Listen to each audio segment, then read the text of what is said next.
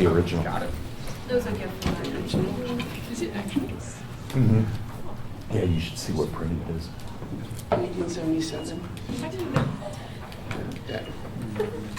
Yeah.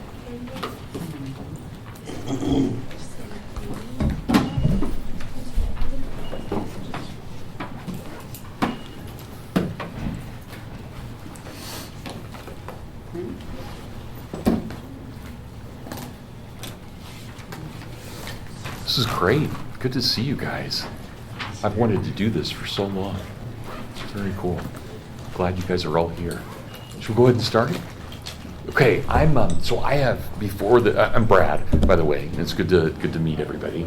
I know several of you, but I don't know all of you. So do me a favor, and when we talk today, and for the first few classes, tell me your name as you make a comment in class.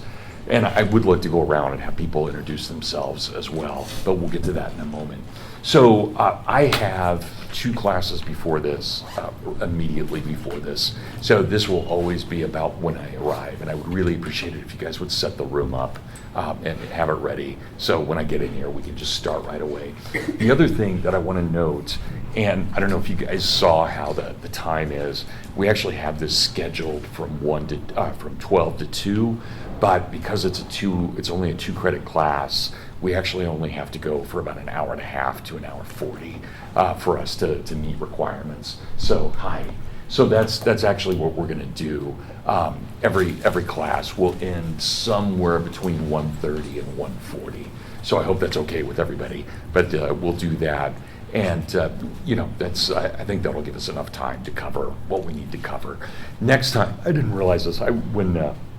I very timidly went to the English department and said, because I'm an historian, said I would really like to teach this course. So yeah, no problem. I was okay, cool.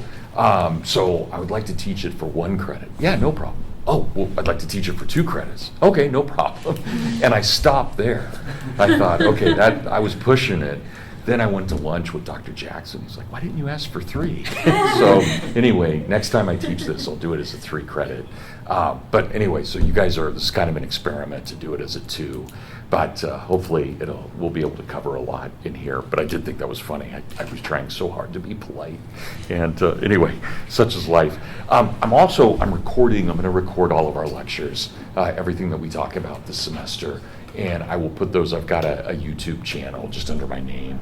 And if you ever want to go back, if you miss a class or something and you want to go back, feel free to. But I also have a number of people who would like to listen in on this, including one of my sons. And so that's partly why I'm recording it as well. But just remember that. I hope that doesn't hinder you from saying anything you want to say, but just know that it's being recorded for posterity. So maybe being polite would be a good thing. Okay. Well, there were a number of things that, as I put this course together, I was really thinking about how could we break this down and cover as much as possible without focusing on, the door came open again, without focusing only on the Lord of the Rings. And it's not, there. It's not that I don't want to spend time with the Lord of the Rings. It's that to spend time with the Lord of the Rings, I also think that we have to spend our time on a lot of other things going into it as well. That is Tolkien, and this is, in some ways, it's brilliant. Well, I'd say in every way it's brilliant on Tolkien's part. But when we look at Tolkien, he is such a genius at actually creating a shared mythology across not all, but almost all of his stories. And, if you've had a chance, for example, to read The Hobbit recently, you'll remember that there's a whole discussion about the meaning of fairyland and in the West and what that means. And clearly Tolkien hadn't laid everything out in the way that he would, but he's already thinking that even The Hobbit, and of course with Sauron appearing as the necromancer, there's a much larger mythology going on. And that's the genius of Tolkien. He's amazing at this. That when we look at, and this is something that I've had the privilege of doing, some serious. Come on in. I think we've got a chair over there. Yeah, thank you. Yeah, you're welcome. This is one of the things that I think is so good about Tolkien. and again, I've had a chance to do some serious work on this, is just to try and figure out where the mythology starts. And it seems to be pretty clear that Tolkien started thinking about the whole mythology in which the Lord of the Rings will appear as one manifestation of it. He started thinking about it roughly about 1913. And he is born in 1892. So he is a very young man. He's 21, he's your age, when he's really thinking about what his mythology is. And he never stops. For the rest of his life, he is always dealing with that mythology and what he means by this larger construction. And then, not only does he do all of this, but his son Christopher, in 1973, when Tolkien dies, his son Christopher then ends his position. He's got a prestigious chair at Oxford. He resigns from that chair, and he dedicates the next 50 years of his life to his father's mythology. And I would argue pretty clearly, once we look at something like the Silmarillion, that we're really dealing with the mythology of two men rather than just one man. And it is kind of a family affair in the way that they've approached it and the way that it develops. But, and you guys may all know this, even to this day, Christopher died 6 years ago this week, actually. Christopher passed away. He was in his mid to late 90s when he died. But when he died, there are still manuscripts of the mythology that have not been published yet. So that's how extensive Tolkien's mythology was. It's been just, and you can imagine, the press wants to make money, and so they will publish almost anything that's out there. They don't publish everything, but they will publish almost anything that's out there. One book Tolkien wrote, which I don't think we'll ever see, will come out. He wrote a book called The Ulterior Motive, and it was an attack on Lewis. He wrote it in 1964, a year after Lewis died, and I've seen 2 paragraphs from it, and they're brutal, really brutal. But I don't think we'll ever see the whole book. I don't think the estate will allow that out.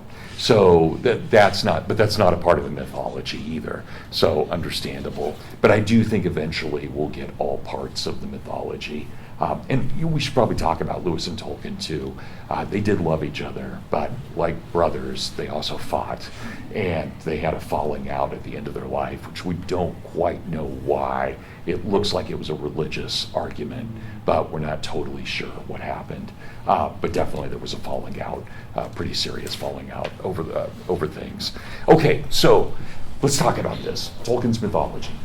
Okay, when we look at his mythology, Tolkien is pulling together not just that from his own creation, but he's also pulling together every mythology that exists within the Near East and the West. And he, of course, very famously, because we know this in The Lord of the Rings, he very famously draws upon Anglo-Saxon mythology, and especially Beowulf's story, for the writers of the Rohirrim. Right? Rohan is very much based on Anglo-Saxon history. Their names, the language, even the common speech is based on Anglo-Saxon. And so Tolkien is really pulling together all of these mythologies. There's Celtic mythology, there's Finnish mythology, there's Greek, Roman mythology, not extensively, but it's all there. There's Germanic mythology, especially with Sigurd and Gudrun. So there are a number of different things that Tolkien is really, really drawing upon. And I think that his definition of myth is the one that we should take most seriously. In his definition of myth, and remember maybe you guys don't know this, but for about 3 years, Tolkien worked as an editor on the Oxford English Dictionary. And it makes sense because of what he's a genius when it comes to language. But if you look at the Oxford English Dictionary, it basically says that myth is a true story that involves the supernatural. And so it involves things that we don't quite understand because they're divine, but we don't discount them. We still believe there's a truth to them overall. And let me give you a couple of examples of how that might work, especially as we're thinking of mythology. If you guys remember all the way back to your Western Heritage class, you had to read both selections from Herodotus and Thucydides. Herodotus is fascinating because he's a lot like Tolkien. They have a lot in common. Herodotus would write down any story that he was told, and he didn't try objectively to rule whether that story was realistic or not. He just gave us the story. Whereas Thucydides basically said, I am a rational man. We don't know anything about the gods. They're beyond rationality. And therefore, when you read Thucydides, it's completely devoid of myth, just absolutely devoid of it. It's just straightforward conversations, straightforward names and dates. The irony of that, of course, and I think we see this in hindsight, the irony is that when we read Thucydides, we're really reading just Thucydides. That is, this is one man's view of history. Whereas when we read Herodotus, we're reading history. We're not reading Herodotus. That's the irony of this, because Herodotus doesn't allow his personal rationality to change all of this. And that's where Tolkien is coming from as well. Tolkien gives us these divine moments. So I think probably the most important one in The Lord of the Rings is when Sam suddenly finds himself praying to Elbereth.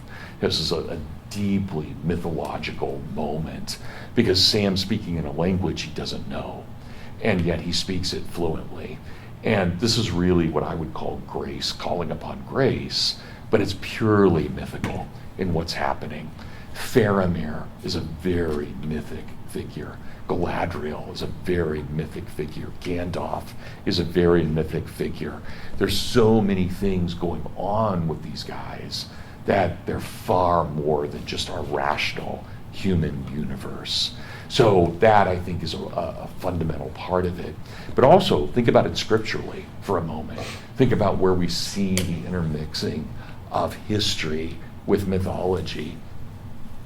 And we see it especially, you go back to Joshua, you go back to some of the Old Testament, there's deeply mythological things going on, even more than in Genesis. Genesis is myth as well. Good myth, right? When I say myth, I don't mean false. It's true with something that's unexplained in it. So we see that in Genesis as well. We see it, for example, when Saul calls up the dead witch and makes her testify, right? Brutal scene in the Old Testament. Absolutely brutal, creepy scene in the Old Testament. But we also see it with Paul, with St. Paul.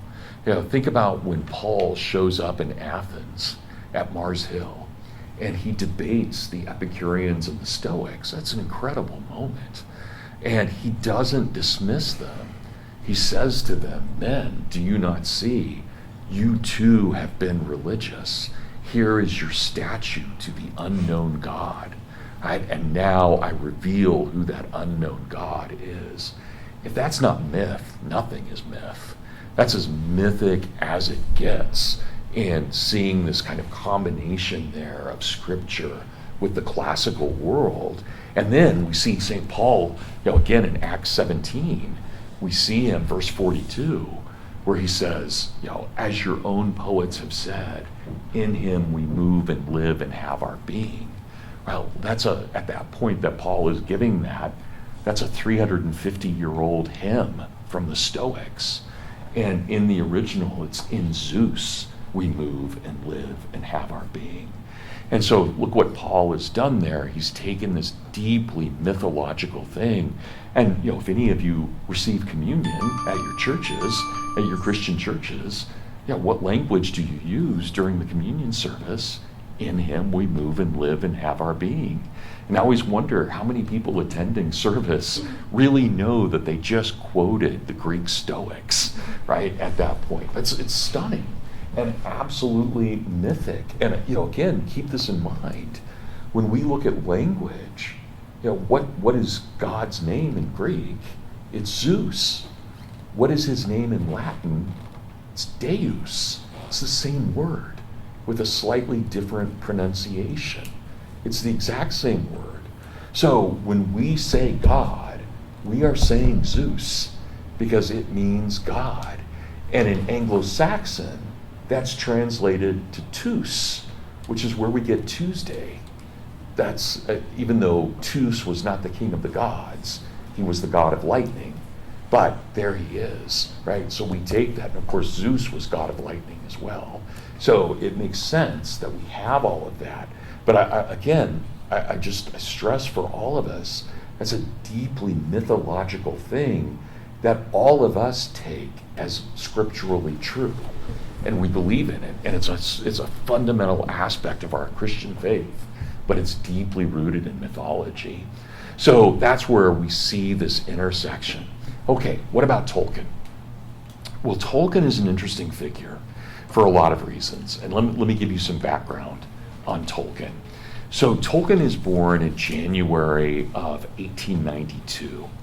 He is the first of two boys.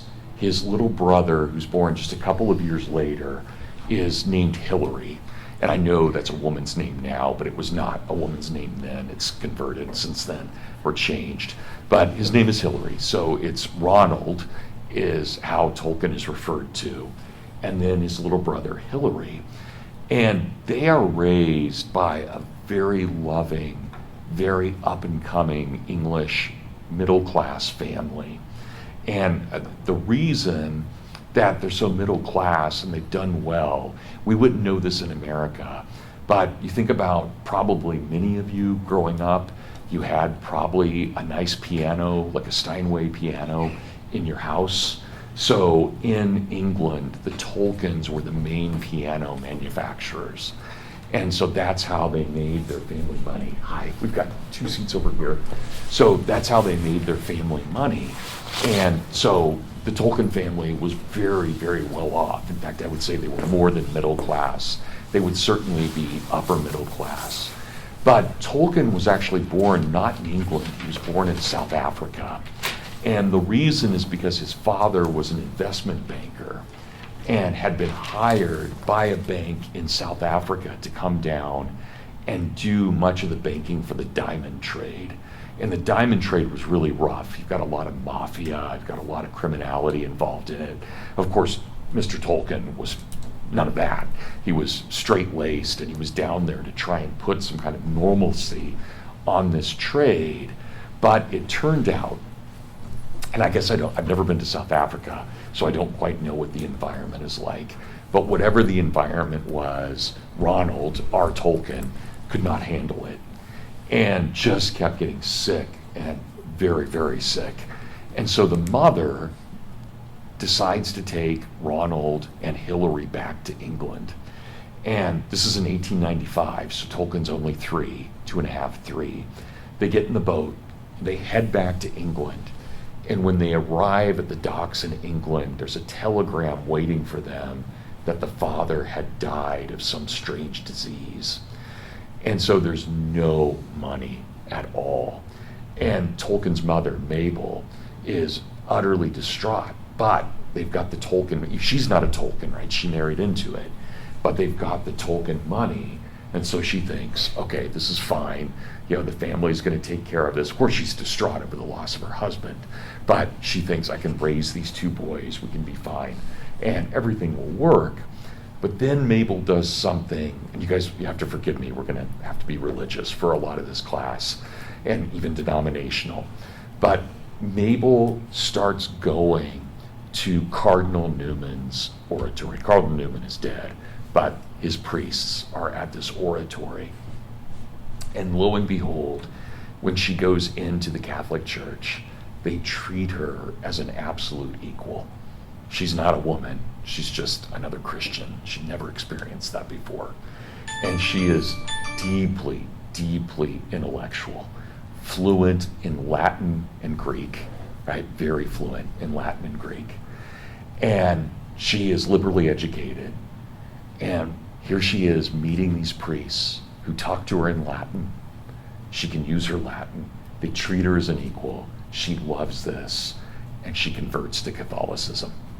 And it's an amazing moment in all of this. her family absolutely freaks out. This is devastating.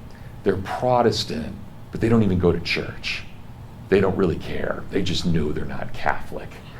And so they tell her, you absolutely have to leave the Catholic Church. She refuses to do it. So they completely cut her off. She has no income at all. She is completely cut off from the family for this. And so she tries to raise the boys in poverty, but only with the help of the Catholic Church. And that, you guys, that's so critical. Whatever your own feelings on Catholicism, you have to recognize it was the Catholic Church that saved the Tolkiens. And so they're taken care of, but not in any kind of wealth at all. They're in extreme poverty. But remember, Mrs. Tolkien's a genius, so she can homeschool the kids, and she's doing great with it. No problem about that, but they don't always have food on the table. But then she gets tuberculosis, and she gets a kind of rare form of tuberculosis. And so she goes back to the family because they could have easily bought medicine that would have ended her tuberculosis. They won't pay for it until she leaves her Catholicism, and she won't leave her Catholicism. She dies. And this is so important for Tolkien, because Tolkien not only will have an unfortunate anti-Protestant streak, but he will also always, very importantly, regard his mother as a full-blown martyr. And that will shape every aspect of Tolkien's life. And every time in Tolkien's stories, you meet a strong woman. And notice you never meet a weak woman. There's no such thing as a weak woman in Tolkien. They do not exist. Even if you're talking about Mrs. Saxville Baggins. You don't like her, but she's tough. She's really, really tough.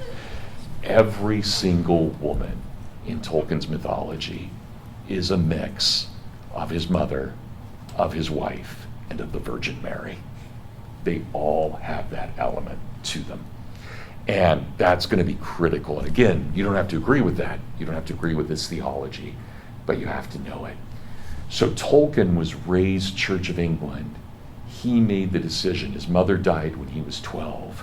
Tolkien made the very conscious decision. As a 12-year-old, he's of age. He makes the conscious decision to convert to Catholicism. And it's not coerced. This is not something his mother made him do. He freely chose this. In fact, his mother didn't pressure him at all. He chose it completely. And when he did, he took two saints, which is a very Catholic tradition. You take a saint as your patron saint when you come into the church or when you're confirmed. He took two saints as his own. He took St. John the Beloved, right? Not accidental, the philosopher, the patron saint of words, right, of the word. He takes St. John the Beloved, and of course that's his name, his opening name, John Ronald Reuel Tolkien. And he takes St. Philip Neri, who was the saint of laughter, the saint of humor. So those become Tolkien's two saints. And if you guys have ever seen, the Tolkien insignia, that's got the J, the R, and so forth. There's a P in there too, and it's for Philip, right? So it's actually John Ronald Reuel Philip Tolkien is his name. So pretty amazing. Liam, we've got is there a seat over there? But we've got one here, so you're welcome to. Good.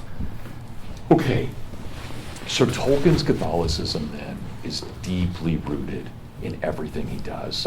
And I think that if we read The Lord of the Rings without recognizing, as Tolkien said, it is these are his words, it is fundamentally a Catholic novel, we're going to misunderstand what's going on with that. Right? It is fundamentally a Catholic novel.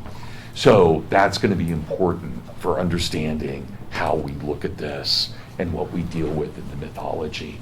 Now notice again though, and I think this is very important, Tolkien has no problem baptizing what's pagan. He baptizes paganism everywhere. And you guys wouldn't experience this as much, but when I was a kid, I'm 58, I'll tell you how I came to Tolkien. But I didn't come to Tolkien till I was about 10, but I remember very clearly that I had Protestant friends. And my town was interesting. This was a German town in Kansas. And so most people, we had some Presbyterians. They, of course, not surprisingly, were the wealthy Christians. But it was mostly German. And so you had basically a division. It was about a third Catholic, a third Lutheran, and about a third Mennonite in my hometown. But I did know some, people we would have called fundamentalists at the time, and they thought Tolkien was totally demonic because of how pagan he is. And he is pagan. There's just no getting around that. He's deeply pagan, but I would argue it's a baptized pagan. It's a pagan that's been brought into a Christian understanding. Not always, but 99 out of 100 times it is. And there's always this symbolism. So I want to explain how Tolkien's Catholicism plays in to all of this. Let's take someone like Gandalf. So, you guys, I hope you all know this, and we'll talk a lot more about this. Gandalf is a Maya, right? M-A-I-A. He's a Maya, which means, and Tolkien was very explicit about this, he's an order of angel. So he is an angel. Gandalf, there's no question, Gandalf is an angel. And he is an incarnate angel who comes over to Middle-earth to challenge Sauron. So his name in the Old West is Aloran. And he takes the name Gandalf, or is given it, when he comes to Middle-earth to fight Sauron. He comes with 4 other angels that have all taken incarnate form. But think about this when we imagine Gandalf. Gandalf is absolutely Odin. He dresses in gray, he's got a staff. Remember, Odin walks around. Odin has the staff from Yggdrasil, the tree of creation, and it has the natural law upon it. That's why Odin is so wise. Well, there's Gandalf in gray, a wanderer, the gray pilgrim, and he has his staff. He's not blind in one eye like Odin is, but otherwise he's a very Odinic figure. But then we can say this when we think about Gandalf taking on the Balrog. He's Saint Michael. There's no question about that. He is Saint Michael from the book of Jude. He is wrestling with Satan's body, Satan over Moses' body. That's what Jude tells us. There he is. So he's Saint Michael. But then he comes back as Gandalf the White. And what is he then? He is now not the priest or the prophet. I'm sorry, not the priest or the king, but the prophet. He has one of the offices of Christ at that point. He has been completely reborn. And notice what Tolkien does there. There's a continuum, not a divorce, between the pagan and the Christian. That's Tolkien's genius. So no divorce. It's not Odin or Saint Michael or one of the offices of Jesus. It's all 3 in one. And then, of course, Gandalf is purely Tolkienian too, right? So it's not like Tolkien stole. He's making him his own. And, is there anyone in this room who doesn't love Gandalf? I mean, I don't even know how many times I've read The Lord of the Rings. I've completely lost track. I still, and again, I'm 58, I still cry every time at the scene. I mean, I'm getting emotional thinking about it. I cry every time Gandalf falls at the bridge. Every time. And I know he's fine, but it's just like, no, this is great. It's amazing. It just gets to me. I mean, Gandalf, really think about literature. Is there a better drawn character in literature? Gandalf's incredible. Right? He's angry, he's happy, he's just everything. He's wise. We see him at the Council of Elrond as Edmund Burke or Winston Churchill, right?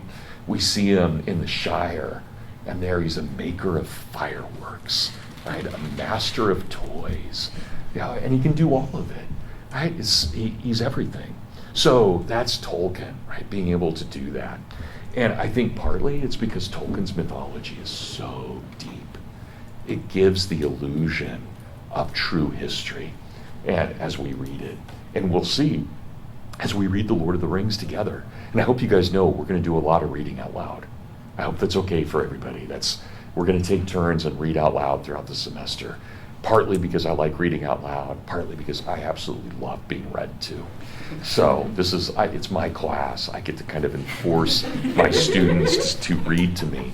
Did you guys know in the ancient world that was one of the main reasons that you had educated slaves, so they could read? I'd go do my workout, you have your slave read for you. So anyway, I'm not exaggerating about that. I'm exaggerating about my relationship to you. I do not think of you as my slaves at all, I promise.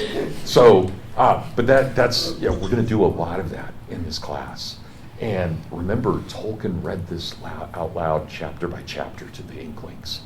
So this was meant to be read out loud, right? And if any of you have ever had a chance to listen to the Audible, the English version. I haven't listened to the Andy Serkis version, but if you listen to the Rob English version, it is gorgeous. It's so beautiful. Everything, just listening to it, how rich and deep it is. Also, the guy who does the Silmarillion is extremely good as well. I can't remember, Martin Shaw, maybe was his name. Is very, very good. Wait, there's a reading of the Silmarillion by Martin Shaw? Yeah, I think that's who it is. Yeah, it's incredible, especially when he does the creation story at the beginning. Okay, so please know then that again, we will never ever escape Tolkien's Catholicism. We can disagree with it, but we can't disagree with the fact that that's who he was, right? Absolutely who he was. And he saw himself very fiercely as a Catholic warrior. He saw himself as a bard, a scribe. He saw himself as reintroducing Catholicism into the modern world and holding on to that. So even when he's in the trenches in World War I, we have, unfortunately, only one letter that's been printed from that. But it's this beautiful letter. It was a 4-way letter. So there were 4 people who were to receive this. They had all been Tolkien's best friends in prep school. And they called themselves the TCBS was their name. And it was a club, so imagine a bunch of 17 and 18-year-olds getting together, writing poetry, reading poetry to each other over tea.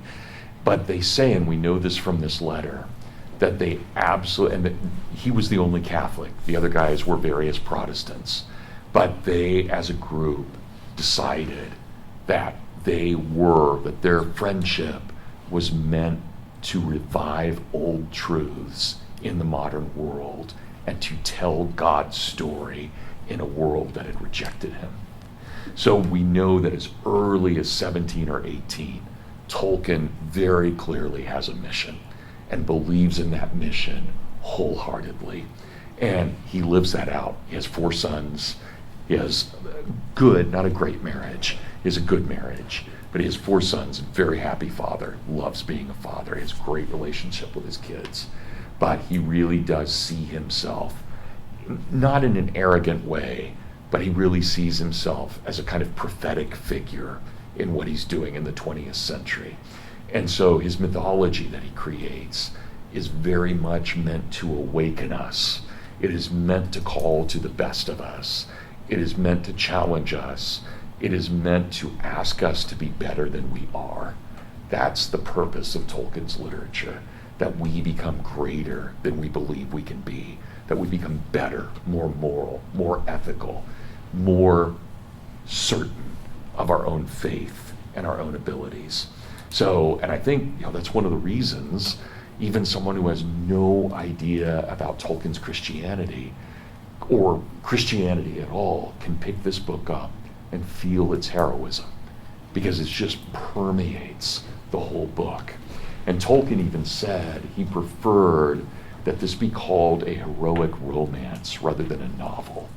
That was his terminology, as a heroic romance. So in the Middle Ages kind of way, like the Song of Roland, that's essentially what he sees this as, or as a sequel to Beowulf in some way. But that call, right? You guys remember Beowulf? Beowulf, who comes and fights for a land that's not his own, but takes on Grendel's mother, and then the dragon, and dies when killing the dragon. That's, and we'll see, if you guys remember, the only one of Beowulf's companions who stays is Wiglaf, right? He's the only one who stays. Well, that's Sam. Sam is Wiglaf, and Sam is St. John, because he stands with Jesus of the cross, right? So that's I want to say that about Tolkien's Catholicism, but I don't want to leave it there, because there's no doubt that there's Christian symbolism throughout the whole Lord of the Rings. And probably the most obvious symbol is the limbos as the Eucharist, right? That's even Tolkien, when he translated into Elvish, the limbos was translated as the bread of life, or the bread for the journey. And those are the two official definitions in the Catholic Church of communion, word for word. So that's communion versus last rites. That's where that comes from. So again, we know that, but here's the second point I want to make. So at one level, there's all this Christian symbolism. But the second thing I want to say is that Tolkien himself, as a sub-creator, is actually writing a mythology as God would tell his story. And so I want to spend a little bit of time on that today, what I mean by that. So think about God. Think intensely about God. God is a storyteller. That's what he is. He tells a story. And we don't often think about this, but think about the word gospel. Gospel is literally, it's an Anglo-Saxon word.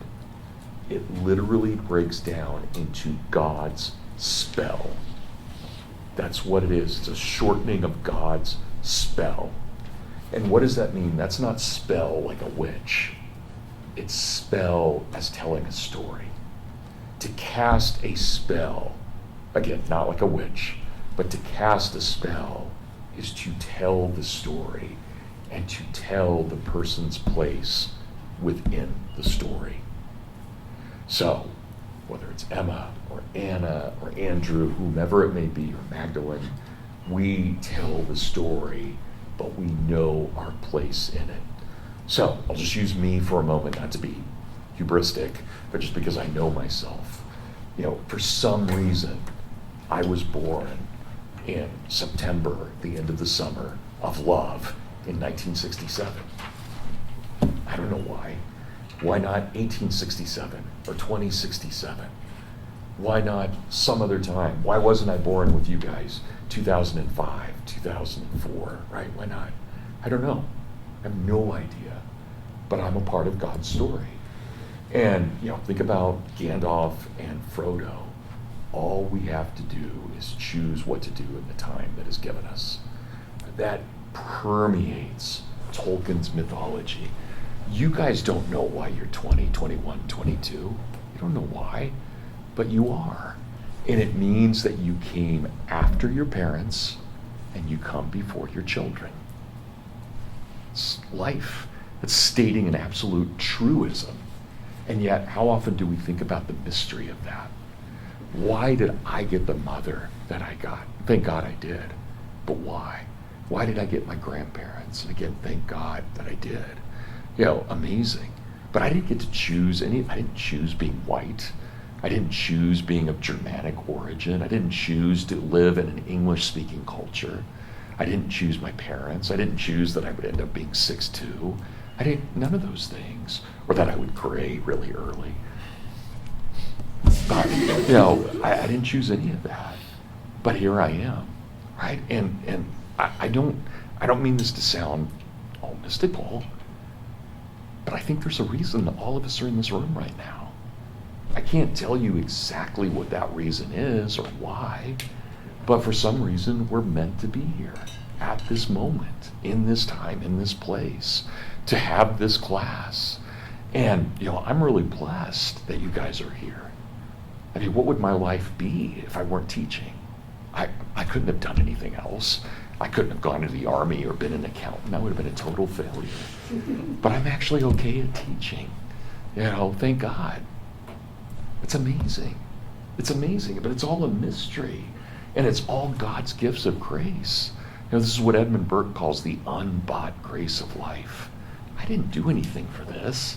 I mean, yeah, I worked hard in grad school, but, anything I can do well, I only do it well because I learned it from my mom or God gave it to me as a talent. And that's true and again, I'm not trying to be about me. You guys could all tell the same story about yourself. Why?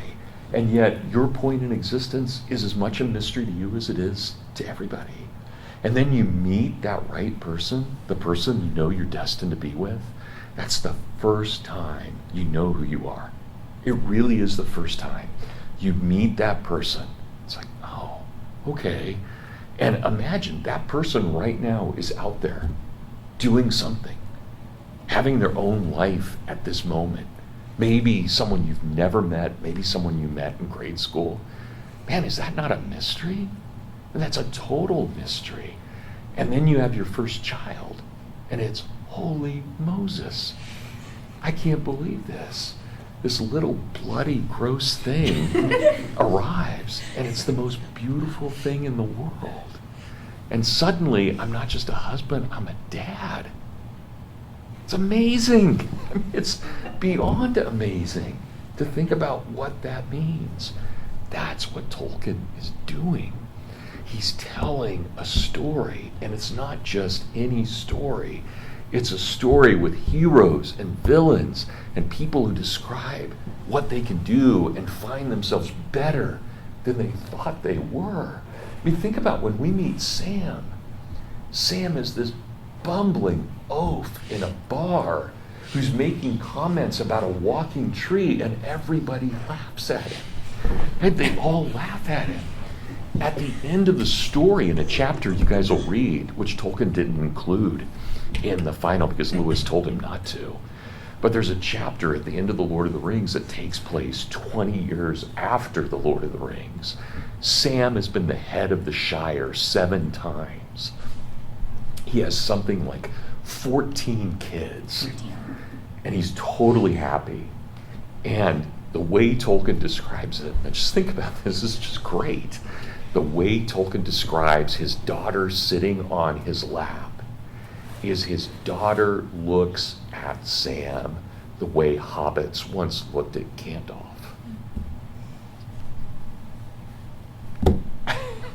It's pretty awesome, right? To go from a bumbling oaf to being at the level of an angel. So those are the kinds of things that we're going to be thinking about. Okay, so here's my second point about this idea of story and what this means. So God is obviously a storyteller. Genesis is a story. He speaks the universe into existence. He does so with the Holy Spirit. But for those of us who are Christian, he also does so with the Logos. In the beginning was the Word. And think about even that language. Jesus is the Word. He is the central part of the story. He is the Alpha and the Omega. He is at the very center of the book in the incarnation. And so the whole gospel, the whole Bible is a story. And it is for us as Christians, it is the story of Christ. It is the story of Christ's love. It is the story of his death and his resurrection. It is the story of his redemption. It is the story of his return and being the King of Kings, right? That is the story. And we can, if I had a Bible with me, and I know the symbolism of picking up the Silmarillion and saying that, but if I had the Bible with me, think what I can do. I can go to Genesis. I can go to Revelation. I can go to John. I can enter into the story. And what a blessing that God has given us, that we get to enter into the story. And think about us physically here in 2026. We are somewhere between the middle and the end. We don't know when the end is. We've been thinking the end is tomorrow for a long time. Doesn't seem like that's going to happen, right? Not for a while. Maybe. Who knows? Maybe it is tomorrow. We don't know. But we're somewhere between the middle and the end. And so Tolkien says this about God. God is a storyteller.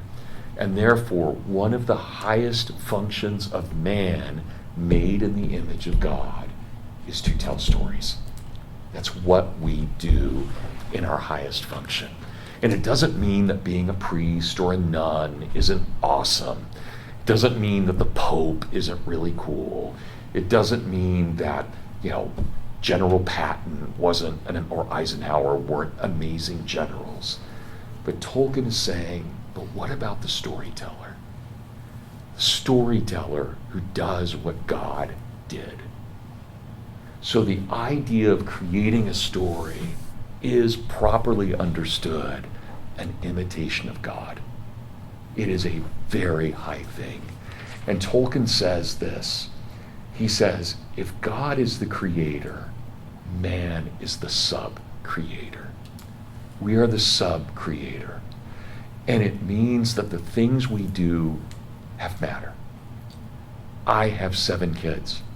I pray that they all end in eternity. Part of my job in raising these kids is to get them to heaven. In fact, I would say that's my main job, is to do that. That is my job. My job in this classroom, I hope if anything I say gets you to heaven, well, helps, right? Get you to heaven, that's great. But my job is, as a professor, to make you who you were meant to be. It's my job. I look at Andrew. My job is not to make a little Brad Berser. I've met professors like that who want their students to be imitations of them. I think that's utterly evil. My job is to encourage Andrew to be absolutely the best Andrew God made him to be. That's my job. That's my job as a dad. It's my job as a friend. That's my job as a professor. That's what I'm meant to do. But notice what matters here. Yes, we believe in God's grace. We also believe in man's actions. We believe in our works. Our works matter. They don't get us to heaven, but they matter. And so I want to tell you guys a story, a Tolkien story, beautiful story called Leaf by Niggle. One of the greatest short stories ever written. And what happens in it? We meet this man named Niggle. And Niggle is a beautiful painter of leaves. He can paint the leaf of a tree like nobody's business. He can't paint much else, but he can paint leaves. And he lives in a very poor society, and he uses the resources that could be used for roofing or housing. He uses those resources, which many people think is selfish, to paint leaves on a tree. And in his house, he has a wall in which he has just painted leaf after leaf after leaf. But every once in a while, other things creep in. Sometimes he draws a bird. Sometimes there's a branch of the tree that the leaf is on. Sometimes there's a cloud behind the leaf. And you get this beautiful image of what this is. Niggle has a neighbor named Parrish. And Parrish has no truck with Niggle's painting. This is a total waste of time. If he were a really good citizen, he would be out farming or he'd be producing something. He wouldn't just be painting leaves. But Niggle has a good heart, and he does everything he can to help Parrish. Parrish is married to a woman who's very sick. And so Niggle helps out Parrish and helps out his wife. But in the process, Niggle catches what the wife had, and he dies. And these bureaucrats come in, and it's like a socialist country. And they come in and they look at Niggle's creation after Niggle's dead. They say, what a waste of time. What a waste of paper. What a waste of a life. And then we see Niggle. And Niggle is in a workhouse. He's in a prison. He's dead, but he's in a prison. And all day he's told to scrub and to clean and to work in this prison. And then one night, he doesn't know how long he's been in this prison. One night he lays down and as he's falling asleep, he hears 2 voices. One voice says, Niggle really didn't use his life the way he should have. Niggle wasted a lot of his time when he could have been helping people. And the second voice says, don't you remember? When Parrish's wife was sick, it was Niggle who took care of him. That counts for a lot. And the first voice says, yes, I hadn't thought about that. That does count for a lot. And what's amazing, remember Tolkien's Catholic, this is purgatory. Here's Nigel. He's working off his excess, and he's working off his corruption. And there are the two voices, the voice of God the Father and the voice of God the Son. One calling for justice, the other calling for mercy. And so what happens is incredible. They send Nigel on, gets on a train, and he goes to heaven. And he arrives at heaven, and who is he greeted by? He's greeted by Parrish.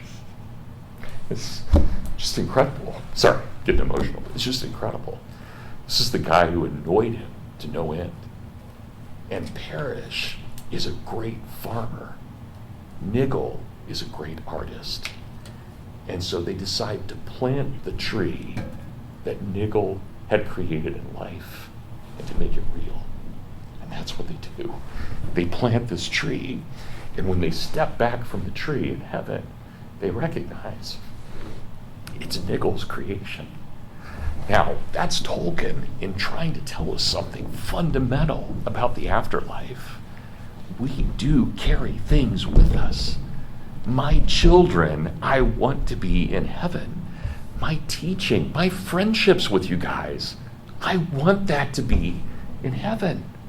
Right? It's not that what I do is merely wasting time until Jesus brings me to heaven. It's that we're put in a certain time and a certain place to do good, to do immense good. That good doesn't get us into heaven, but it helps create a society in which more and more people turn to Christ. Right? Think about Augustine in the City of God. Right? Our job is not to hide. Our job is to go into the world and proclaim the truth. That's our job. We do that. And sometimes we do that as moms. Sometimes we do that as dads. Sometimes we do that as a corporate CEO. Sometimes we do that as a car manufacturer. Sometimes we do that as a ditch digger. Doesn't matter. We're doing it for humanity and for the common good. And so when Tolkien writes his mythology, of course he's Nigel. He is Nigel. Think about what he's done. He's told this story, and this story, and this story, and this story, and he's brilliant at it. But we step back and we see this is a tree. This isn't just a bunch of leaves. This is a full-born organic entity. It is a thing that has a life in and of itself. Tolkien is a sub-creator. Right? He's an absolute sub-creator. He has made a beautiful thing. And so when we get to heaven, are we going to meet hobbits and elves? No, of course not. But we'll get to meet Tolkien. That's going to be pretty cool. That's going to be really cool. And, of course, there's no Frodo. But what does Frodo do? He has the office of Christ of being the priest. And that we'll get to meet. Not Frodo, but Christ. We see that office in our Maker. Right? That's beautiful. We carry that with us. And, if we get to heaven and there's a copy of the Silmarillion laying around, I'm not going to be totally shocked. I'm not saying it's going to happen, but I wouldn't be totally shocked. Good, can you imagine the ultimate edition of the Lord of the Rings, right in heaven, right? Beautiful red book, all in Bilbo's hand. It's fun to think. Who knows? But it is amazing. And so again, we carry this with us. And, I firmly believe we only get to heaven by faith. But I do think our works matter. And I think God smiles upon our works when we do well. As we're told in Corinthians, our works are tested by fire. If they're gold, they pass through unharmed. If they're straw, they burn. Okay? So they matter. So Tolkien gave his life to this mythology. And it's a beautiful, beautiful mythology. So Tolkien called this, and I love this, he called this the mystery of literary creation. It was his term for it, the mystery of literary creation. And there is something beautiful.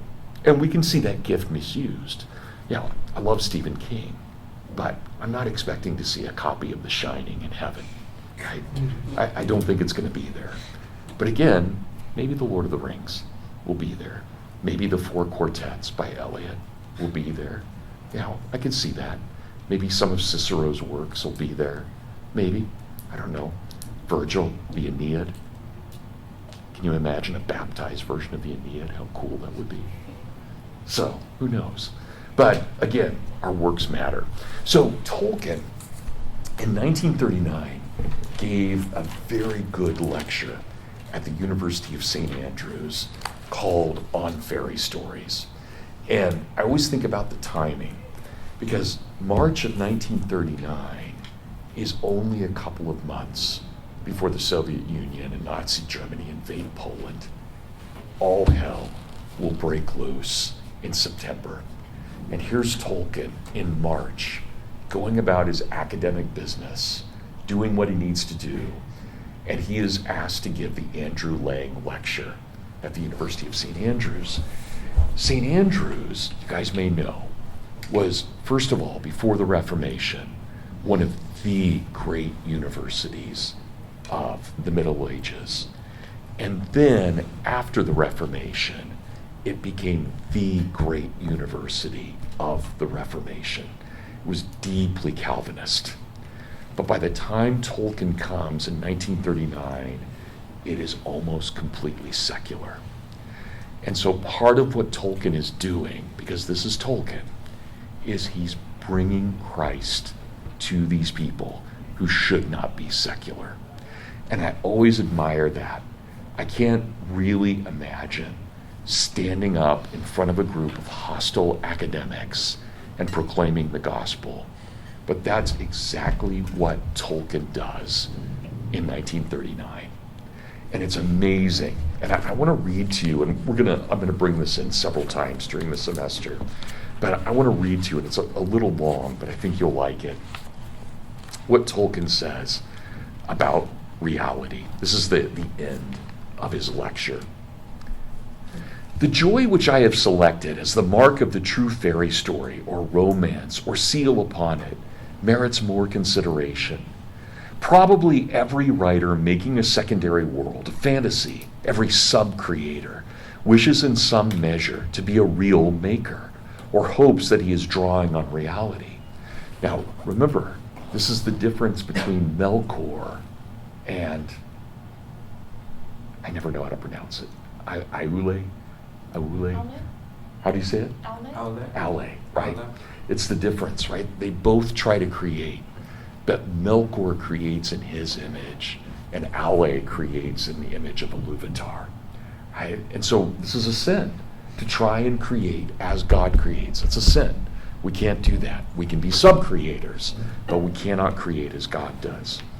So he hopes that the peculiar quality of the secondary world are derived from reality or are flowing into it. If he indeed achieves a quality that can fairly be described by the dictionary definition, it will have an inner consistency of reality. It is difficult to conceive how this can be if the work does not in some way partake of reality. The peculiar quality of joy in successful fantasy can thus be explained as a sudden glimpse of an underlying reality or truth. Now, I'd love for you guys to write that down. What is successful fantasy? It is a sudden glimpse of an underlying reality or truth. That's why when we approach a novel, East of Eden, or whatever it may be, we judge it by how close does it get to reality, but does it make us better? Is there a joy that makes us better? Yeah. Can you just read it one more time? Cecilia, yeah, absolutely. So, the peculiar quality of joy in successful fantasy can thus be explained as a sudden glimpse of the underlying reality or truth. So, think about in The Lord of the Rings, when Sam wakes up and he sees Gandalf standing over him, right? That's a sudden glimpse of reality. It's a beautiful moment of joy, right, in the houses of the healing when that happens. A beautiful moment of joy. So, it is not the only consolation for sorrow in this world, but a satisfaction and an answer to, is it true? The answer to this question that I gave at first was quite rightly, if you have built your little world well, yes, it is true in that world. That is enough for the artist, but we must consider a eucatastrophe. All right, this is Tolkien's own word. He actually introduced a lot of words into the language. Prequel. We use prequel all the time. Tolkien created that word. All right, so eucatastrophe is another word he created. And eucatastrophe is the opposite of a catastrophe. It is the sudden glimpse of joy. It is the recognition of beautiful reality. It is the seeing the true, the good, and the beautiful in front of us. But in the eucatastrophe, we see in a brief vision that the answer may be greater. It may be far off. It is a gleam or an echo of the gospel in the real world. The use of this word gives a hint of my epilogue. It is serious. It is dangerous. It is presumptuous of me to touch upon such a theme. But if by the grace of God what I say has in it any aspect of validity, it is of course only one facet of a truth incalculably rich, finite only because the capacity of man for whom this was done is finite. Now I hope you guys are catching this. He hasn't said God yet, but he said God in every way possible without saying it. He's talking to a bunch of secular academics, and after at the end of his lecture he's saying, you guys need to remember this. However great we are, there's someone who's so far greater than we are that we can't even measure it. He's already hinted at that. I love that. So now he gets explicit. I would venture to say that approaching this from a Christian direction, it has long been my feeling, and believe me, it is a joyous feeling, that God redeemed us corrupt making creatures, men, in a way fitting to our aspect as to others of that strange nature. So what are we? We're corrupters of the story. We're sinners. The Gospels contain a fairy story, a story that is larger than that which embraces all the essence of fairy stories. They contain many marvels. Within the gospel, we see things which are artistic, beautiful, moving, mythical in their perfect, self-contained significance. And among the marvels is the greatest and most complete conceivable eucatastrophe imaginable. But this is what changes it.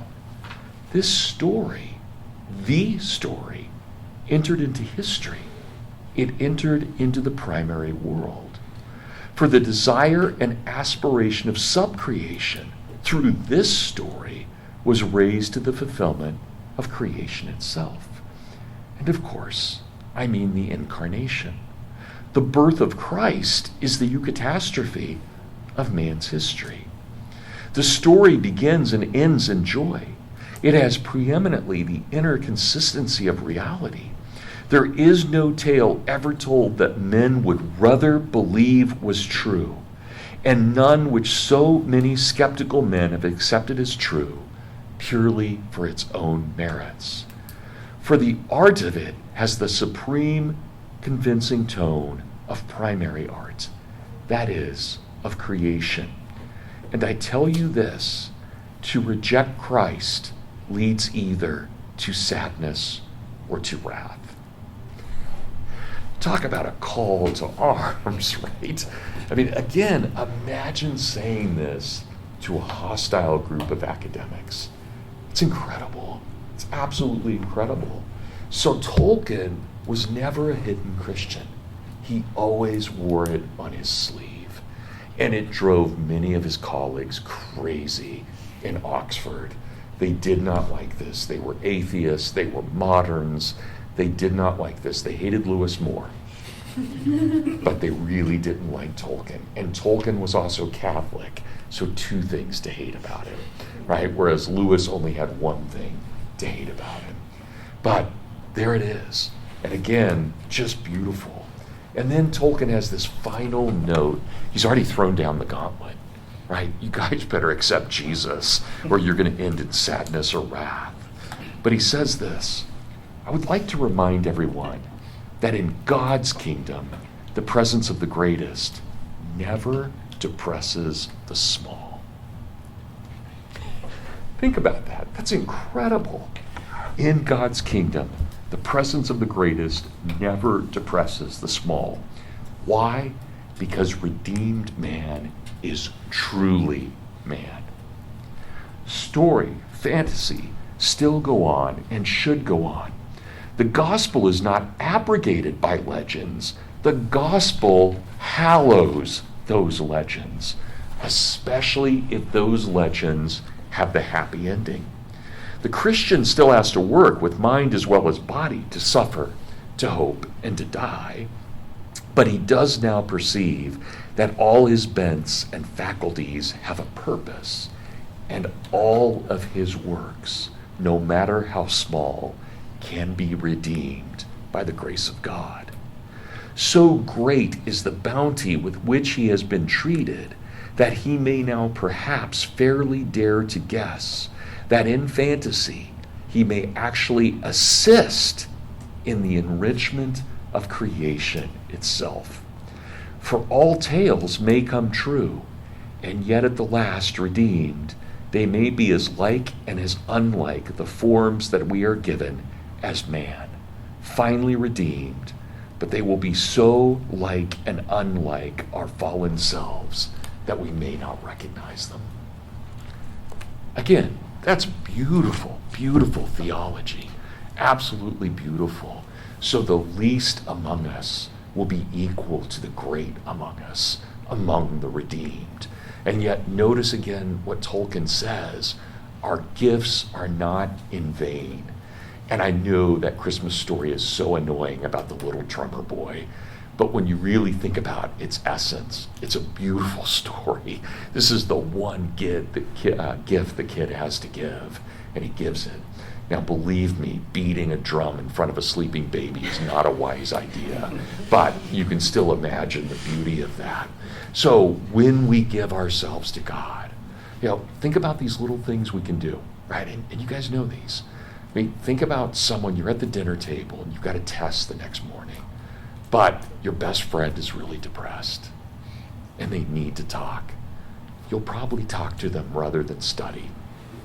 That's a moment of grace. That's a work. That's a real work. It's not going to be forgotten. It's good stuff. So again, I know our works don't get us anywhere, but they don't leave us behind either. So keep that in mind. Okay, that's what I wanted to talk about with Tolkien. So I had asked you guys to read the first half of the Silmarillion, and I know that's a lot to ask, especially over break. And I'm not Justin Jackson, where you have to read every single thing that's ever been written by the author before day one. Not that I don't respect Justin immensely, but I do hope that you guys got through a part of the Silmarillion and saw what it is. So I've been talking a lot, maybe too much, but I would love for somebody to read out loud. And I just want to start with the creation story because it's the beginning of our mythology. And it's one of the very first things Tolkien ever wrote. His poetry was first. He was writing poems in the mythology before he started writing stories. And I should probably tell you a third thing about Tolkien. So there's the Christian symbolism, then there's the very structure of grace and subcreation. But there's this third thing as well, and that is Tolkien firmly believes that in our stories and in our creation, there is free will in all of this, right? We have free will, and we have the will to choose to take the ring or not take the ring, right? We have that will. But once we've made our choice, our will conforms to God, right? Through his grace, our will conforms to God. So that's a huge part of what Tolkien is getting at. So as a part of this third thing that I want to tell you about Tolkien, I would put it this way. For Tolkien, there is language, and for Tolkien, there is story. And he plays around always with the notion of this, basically this question. Do we tell mythology because we have language, or do we develop language because we have mythology? I want you guys to think about that for a second. Which comes first? It's chicken or egg question. Which comes first? The word or the story? Which comes first? So do we tell stories because we have language, or do we develop language because we have stories? Does that make sense for everyone?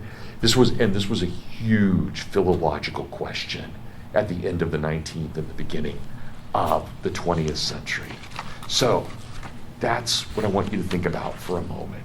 And I want you to understand this. And here's a way to think about it. So this is Tolkien on fairy stories. Philology, the study of language, right? Philology, not linguistics. Philology is more the study of the structure of language as opposed to the history of language. Philology has been dethroned from the high place it once had in the court of inquiry. But Max Muller's view of mythology as a disease of language can be abandoned without regret. So notice what this character Muller had said, that we have language, then we have story. Story is a disease of language. But Tolkien says we can abandon that. Mythology is not a disease at all, though it may, like all human things, become diseased. And we can imagine there, the Gnostics. The Gnostics were incredible myth makers. Incredible. But they're evil. Right? And so there we have a true thing perverted. Absolutely perverted. You might as well say that thinking is a disease of the mind. It would be more near the truth to say that languages, especially our modern languages, are a disease of mythology. But language cannot all the same be dismissed. The incarnate mind, the tongue, and the tail in my world are all equal. So the mind, the tongue, the tail are all equal. So that's very, very Tolkienian. In other words, there is no story without the word. There is no word without the story, right? So they go together. They're synchronized in some way. Okay, so that's going to really matter here as we think about this creation myth that Tolkien gives us. Cecilia, you want to read? Thank you. So let's just jump to the Anandule.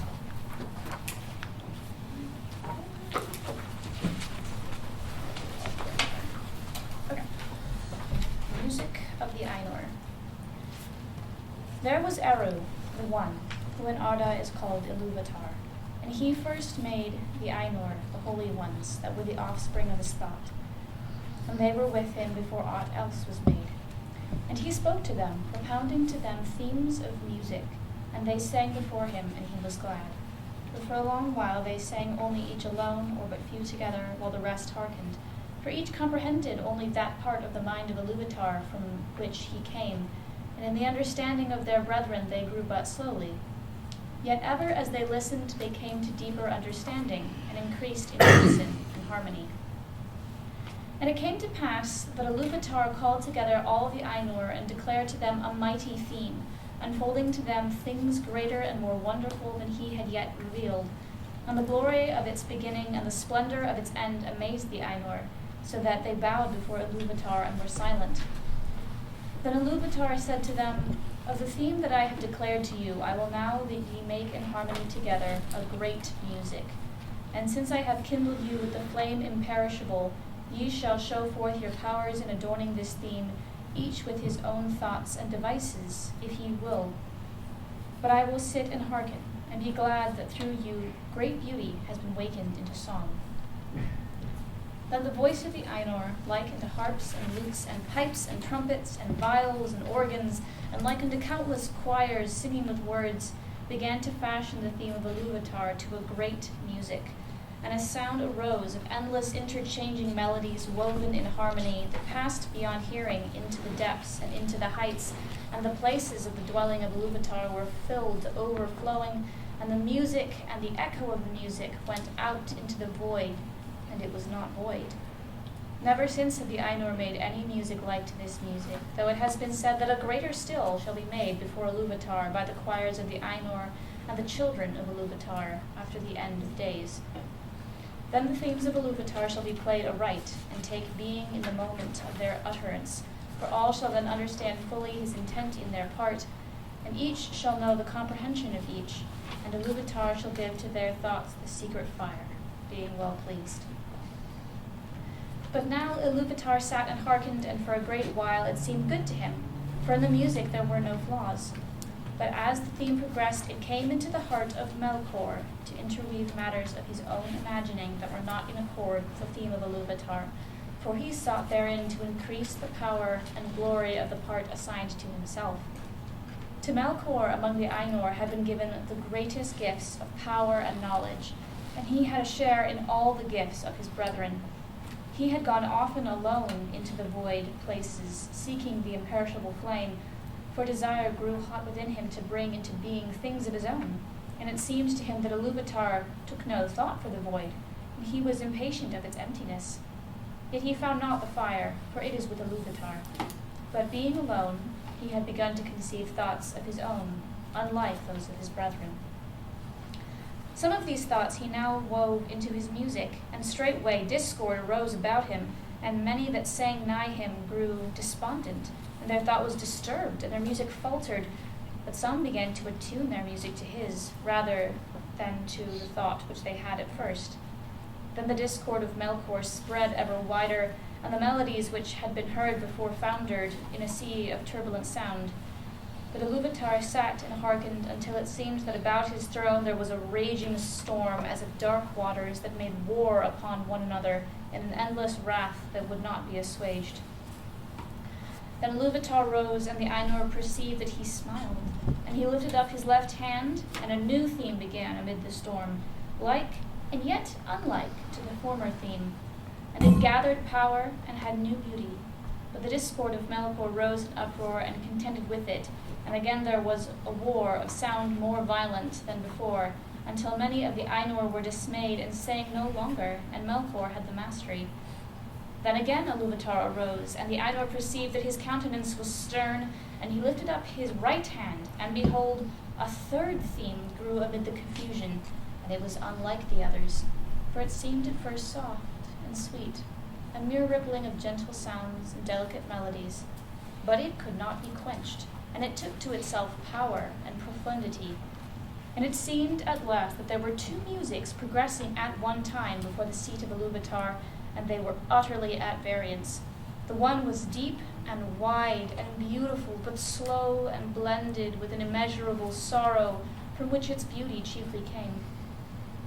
The other had now achieved a unity of its own, but it was loud and vain and endlessly repeating, and it had little harmony, but rather a clamorous unison, as if many trumpets braying upon a few notes.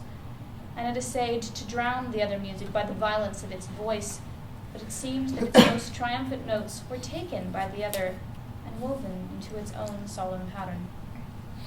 In the midst of this strife, whereat the howls of Iluvatar shook, and a tremor ran out into the silences yet unmoved, Iluvatar arose a third time, and his face was terrible to behold. Then he raised up both his hands, and in one chord deeper than the abyss, higher than the firmament, piercing as the light of the eye of Iluvatar, the music ceased. Then Iluvatar spoke, and he said, "Mighty are the Ainur, and mightiest among them is Melkor, but that he may know, and all the Ainur, that I am Iluvatar, those things that ye have sung I will show them forth, that ye may see what ye have done. And thou, Melkor, shalt see that no theme may be played that hath not its uttermost source in me, nor can any alter the music in my despite.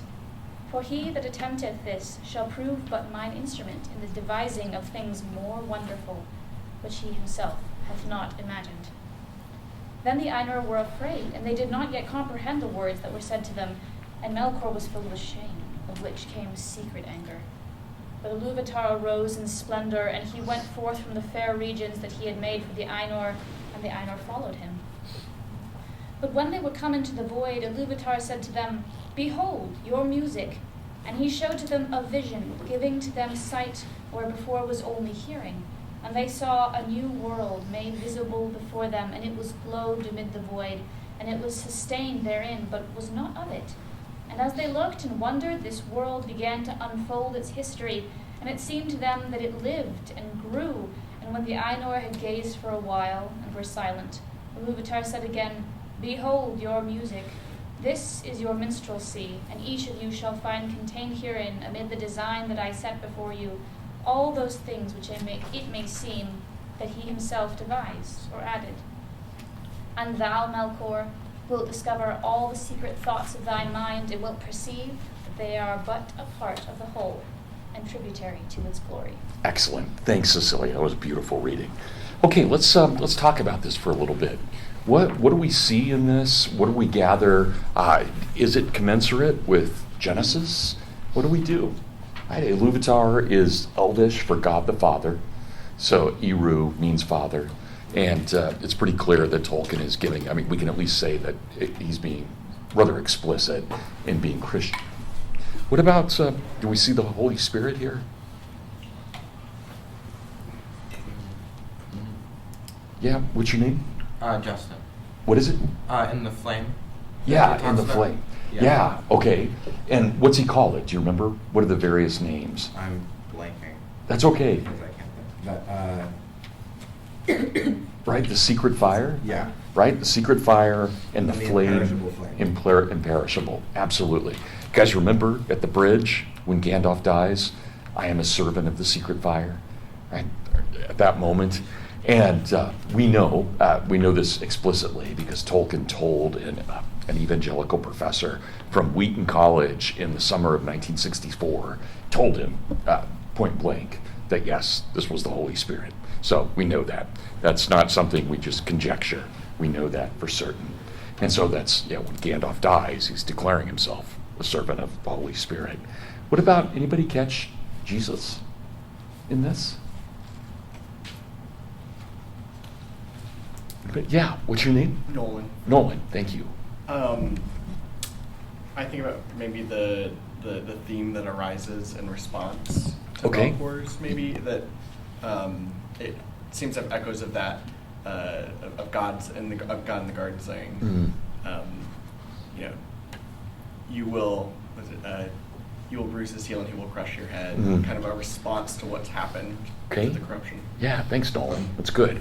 Yeah, please. It's interesting that they are singing and not speaking, but you're seeing the word, right? They're using the word to create physical things. So you already have the word being used, which is Christ, bringing incarnated things into reality. Yeah, okay, that's good. Magdalena? Yeah, kind of similar to that. The holy ones that were the offspring of his thought, so instead of just. Okay, could be implying. Yeah, good. Anybody else on this? Thought I saw one more hand. No? Yeah, what's your name? Joe. Joe, thank you. Yeah, I read the music itself, kind of what Josh is saying, with the word being the music. Okay, So the music would be Christ. okay, all right. How about this? For me, this is page 5, so I realize it looks like, just looking around the room, that's not going to be true. Well, actually, Joe, right? You said your name's Joe. We've got the same version at the top of page 5. But think about this language that he used. For it seemed at first soft and sweet, a mere rippling of gentle sounds and delicate melodies. And this is the third theme. But it could not be quenched, and it took to itself power and profundity. And it seemed at last that there were two musics progressing at one time before the seat of Iluvatar, and they were utterly at variance. The one was deep and wide and beautiful, but slow and blended with an immeasurable sorrow from which its beauty chiefly came. I presume that's Jesus' death, right? That I don't know that. I'm guessing, but that's what I would presume there. So I do think that there's definitely, and again, Tolkien in interviews, when they said, well, people would be like, there's God in the story? He's like, yeah, there's God. Well, what God? Well, the Trinitarian God. So it is there. But I do think that in Tolkien's mythology, he does tend to privilege God the Father and God the Holy Spirit and not be explicit in the mythology itself about the second person of the Trinity. So I think he's more subtle about Jesus than he is about the other two persons of the Trinity. Okay, guys, what else? Let's just a few minutes here. Let's take 5 minutes. What do we get from this story? And again, I want to tell you guys how I came to Tolkien, but I'm going to wait until next week. But this has meant a lot to me since I was a little kid. Joe, go ahead. I was struck by the fact that there is only hearing in the beginning. So I guess when I read Genesis, I think there's light, and I can see light, so there would be sight first. But here he's very explicit that Iluvatar gives them sight after they only had hearing to hear music. So I just thought that was fascinating. Does it work? I mean, it works. I think so. Okay. Well, let me put it this way. Let's say I gave this to a really serious Baptist pastor. What would they say about this? Would they think, this is fooling around with stuff you shouldn't be fooling around with? Is there's something good in this? What would we do with it? You guys don't worry. Nobody's going to offend me on anything, so I'm just curious what you might think. So, what's your name? Andrew. Andrew, that's right. Yeah. I'm kind of wondering why, if this is so similar to Genesis, what does it do for us that Genesis can't already in a more literally true way? Yeah, exactly. So does it do something for that's exactly what I want to get at, Andrew. You said it better than I did. So what do we do? Does this give us a new insight into creation itself? Yeah, Cecilia? I think definitely the one point that at least, maybe it is in Genesis somewhere. I'm definitely not a theologian. Maybe it's there and I'm just not seeing it. But the bit from this passage that always strikes me the most is when he is talking to the Ainur and he says, look at this, and here is the proof that everything that you do always comes from me, even you, Melkor. All of the terrible things that you do. And there's a longer version of this passage from the Book of Lost Tales that I absolutely adore pieces. But there's this bit in it somewhere about how everything you do will only come eventually to my glory and to the greater beautification of creation, essentially. And mashing words, but that's good. That is so profound to me. Good. Always is. Yeah. What's your name? Margaret. Margaret. Thank you. Something I see in it is Genesis has a lot of beauty in it, and the creation. There's not as much harmony as is explicit in Silmarillion, because there's all the harmony from the different themes, and the different themes have so much meaning because they are beautiful and that they work together so well. Okay. That's good. That's very good. Okay. Yeah, Liam? Yeah, I think it kind of going off of that, it shows Tolkien's view of maybe the emotions of creation in Genesis as well as his own story, in that it's bardic and musical, and that there's joy that can be found in that. And it's not sort of just like a construction worker, it's an artist. Yeah, okay. Though a construction worker wouldn't be totally out of place here, right? I mean, there is something, we've got to have them as well. What's your name? Coulson. Coulson, thanks. I was just going to say, it just really viscerally just kind of reminds me that inside of our nature, we are sub-creators, and it's immediately present in the first page. And Iluvatar inspires this rhythm to them, and what do? They immediately take it and turn it into songs of praise and worship. And then those songs go on to create the world itself, the art itself. Yeah. So it's just it more so than Genesis immediately reminds me that I'm put on this earth here to create in the image of God. Okay, that's good. That's really good. So, and of course that would be a fundamental Tolkien understanding of all of this. So yeah, that's excellent. Okay, yeah. My name's Abigail.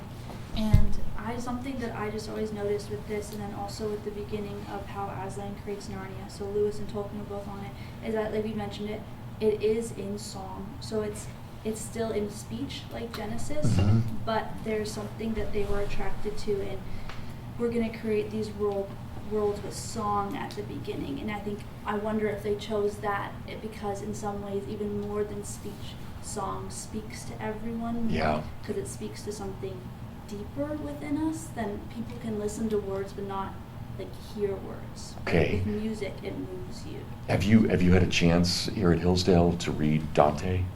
I've read Dante. Yes. Okay, remember what happens and how do they know they're in paradise? Just music. They're all singing, right? It's perfected language. So there's a long tradition of that idea that God would sing, not speak. Yeah, I think it's a fundamentally Christian. It's not something you would find in Jewish commentary, but it is I think fundamentally Christian kind of idea. Yeah, about that. That's good.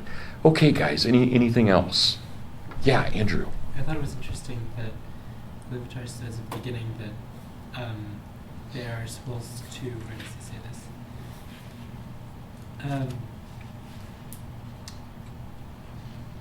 They're supposed to. Where is it?